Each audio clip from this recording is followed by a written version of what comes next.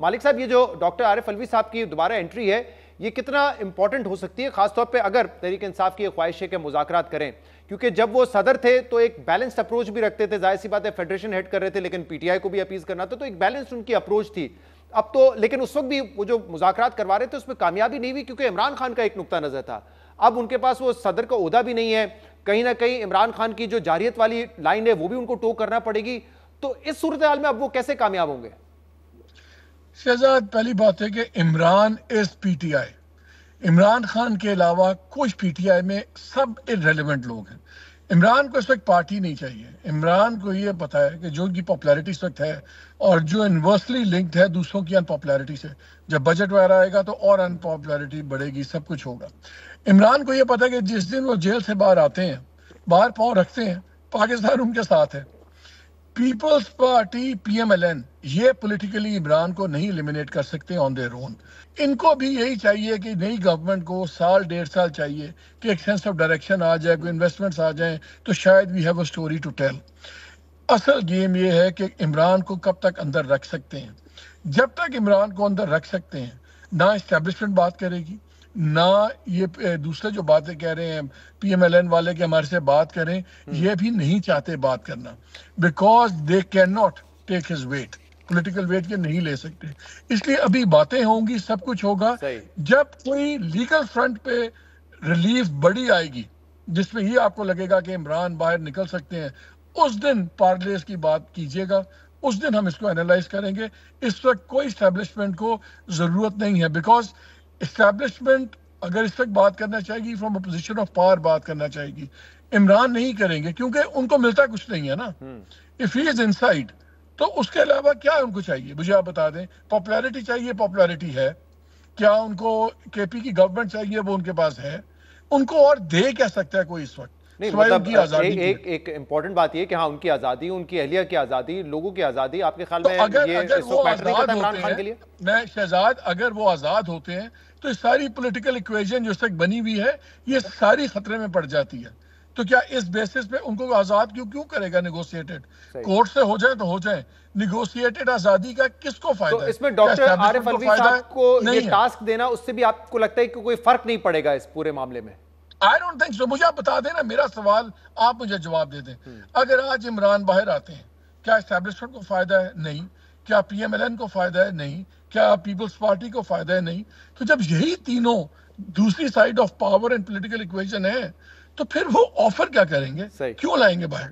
अच्छा आसिफ साहब, इसमें हमने देखा है कि माजी में भी सिविलियन हुकूमत और एस्टैब्लिशमेंट के दरमियान कॉन्फ्लिक्ट होते रहे, लेकिन वो ज़्यादातर एक इंस्टीट्यूशनल मामले पे थे कि वो मदाखलत ना करें, सिविलियन सुप्रीमेसी जो है वो बरकरार रहे, एग्जीक्यूटिव के काम में मदाखलत ना हो। इमरान खान भी अब ये बातें तो कर रहे हैं, लेकिन कहीं ना कहीं उन्होंने इस मामले को बड़ा एक पर्सनल भी बना दिया है। एजेंसीज के लोगों का नाम लेके पर्सनली अटैक करना, सबरा का नाम लेके उन पे पर्सनली अटैक करना।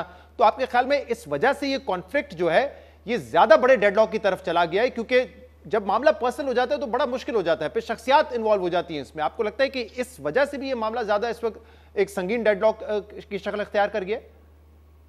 मेरा ख्याल है कि ये सब आपको पता ही है कि जिस तरह से आर्मी चीफ की अपॉइंटमेंट के वक्त लॉन्ग मार्च हुआ, और एक वहीं से यानी उससे पहले से ही इमरान खान साहब जनरल फैज को लगाना चाहते थे या नहीं लगाना चाहते थे। बहरहाल उन्होंने अपने एक आधे इंटरव्यू के अंदर इस बात का इजहार भी किया। कल भी कुछ इस बात पे अली अमीन गंडापुर साहब ने कहा कि नहीं, कोई क्लैरिफिकेशन करने की कोशिश की उन्होंने अपने जलसे के अंदर अपनी बातचीत में। लेकिन ये बात तो एक रोज़ा रोशन की तरह है कि इमरान खान साहब जो थे वो नहीं चाहते थे कि जनरल आसिम मुनीर जो है वो चीफ बने। तो जब वो एक मुखासमत का आगाज वहीं से हो गया था, तो उसके बाद उसको कूल डाउन नहीं किया गया, उसको काम डाउन नहीं किया गया। अब ये किसी एश्योरेंस के ऊपर था या किसी ग्रैंड उसके ऊपर था, या पता नहीं इमरान खान साहब को कोई यकीन दहानी थी कि ये सेटअप ज्यादा नहीं चलेगा। फिर 9 मई जिस तरह से हुआ वो भी एक पूरा, उसके अंदर भी बहुत सारी कड़ियां जो है पोस्टरिंग करने की कोशिश की गई थी। कता कलामी की माजरत के जब आरिफ अलवी साहब ने साइन करना था तो पहले वो लाहौर गए थे और ऐसा शो किया गया कि इमरान खान साहब चाहते हैं कि आसिम मुनीर साहब बने और इसलिए फिर उनकी इजाजत से एक और बात भी है।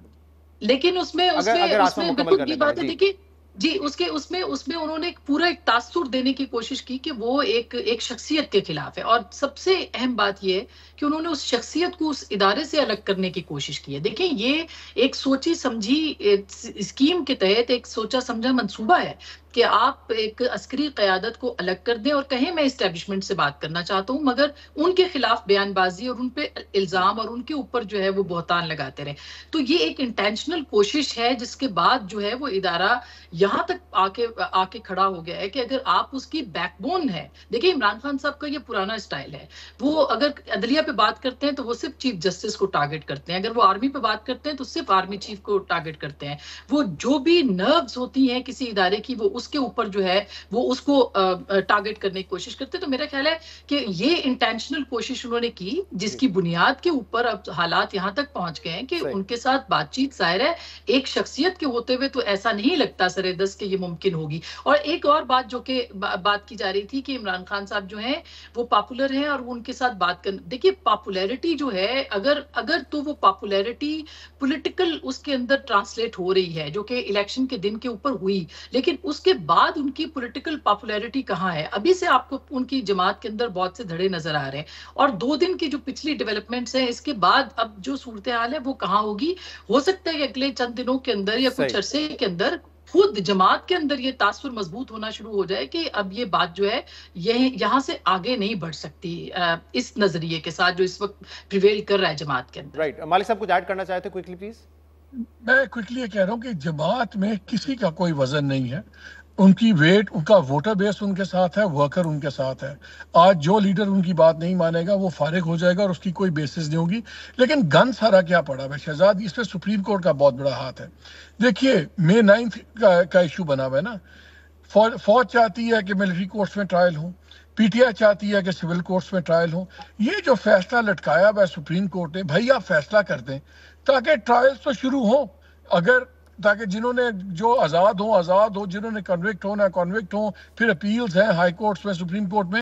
ये जो लेकिन कता कलामी की माजरत, कल ये बार बार हुकूमत भी नैरेटिव बनाई थी अदालतों ने फैसले नहीं किए। जो दहशतगर्दी की अदालतों में केस है वहां पे कौन से फैसले आ गए? दूसरे लोगों को 90 दिन 180 दिन अंदर रखा, लेकिन बार बार उनको एमपीओ के तहत दोबारा गिरफ्तार कर रहे थे। वो केसेस कहां पे चल रहे हैं? तो सिर्फ मिलिट्री कोर्ट नहीं, जो दूसरी अदालतें कहां पे केसेस चल रहे हैं? देखें, मुझे आप एक बात बताइए, जब एक इशू इतना बड़ा बना हुआ है, कल जब सारा दिन आपने देखा जो इवेंट्स हुए, सब कुछ हुए, एक रेड लाइन होगी भी May 9।